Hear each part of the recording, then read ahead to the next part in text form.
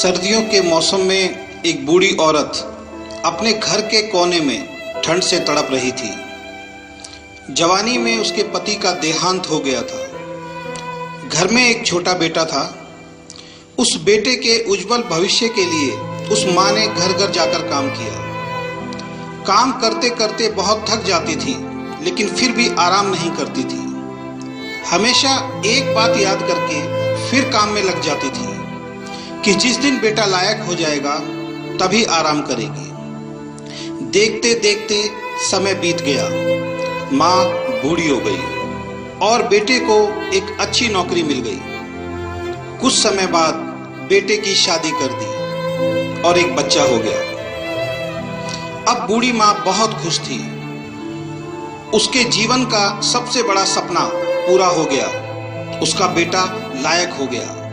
अब उसका बेटा उसकी हर ख्वाहिश पूरी करेगा। लेकिन ये क्या, बेटे और बहू के पास माँ से बात करने तक का वक्त नहीं होता था।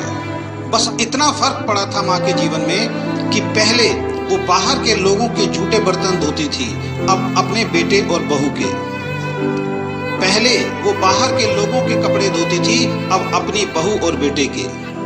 फिर भी खुश थी क्योंकि औलाद तो उसकी थी। सर्दियों का मौसम आ गया था।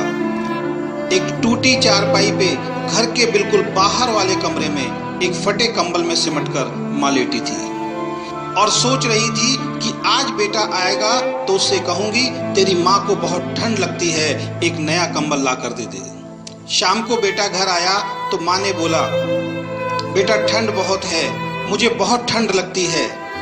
और बात ठंड की नहीं है, मैं बूढ़ी हो गई हूँ इसलिए शरीर में जान नहीं है। इस फटे कंबल में ठंड रुकती नहीं है। बेटा कल एक कंबल ला के दे दे। बेटा गुस्से से बोला, इस महीने घर के राशन में और बच्चे के एडमिशन में बहुत खर्चा हो गया है। पोते को स्कूल में एडमिशन कराना है, कुछ पैसे हैं, लेकिन उस बच्चे का स्वेटर लाना है, तुम्हारी बहू के लिए एक शॉल लाना है। तुम तो घर में ही रहती हो, सहन कर सकती हो, हमें बाहर काम करने के लिए जाना होता है। सिर्फ 2 महीने की सर्दी निकाल लो, अगली सर्दी में देखेंगे। बेटे की बात सुनकर माँ चुपचाप उस कंबल में सिमट कर सो गई। अगली सुबह देखा तो माँ अब इस दुनिया में नहीं थी। बेटे ने सबको खबर दी कि माँ अब दुनिया में नहीं है। सब रिश्तेदार, दोस्त, पड़ोसी इकट्ठे हो गए। बेटे ने माँ की अंतिम यात्रा में कोई कमी नहीं छोड़ी थी। माँ की बहुत बढ़िया अर्थी सजाई थी, बहुत महंगा शॉल माँ को उड़ाया था। सारी दुनिया अंतिम संस्कार देखकर कह रही थी, हमें भी हर जन्म में भगवान ऐसा ही बेटा मिले। मगर उन लोगों को क्या पता था कि मरने के बाद भी एक माँ ठंड से तड़प रही थी, सिर्फ एक कंबल के लिए, सिर्फ एक कंबल के लिए। दोस्तों, अगर आपके माँ बाप आज आपके साथ हैं तो आप बहुत भाग्यशाली हैं। आज आप जो भी कुछ हो वो उन्हीं की मेहनत और आशीर्वाद से हो।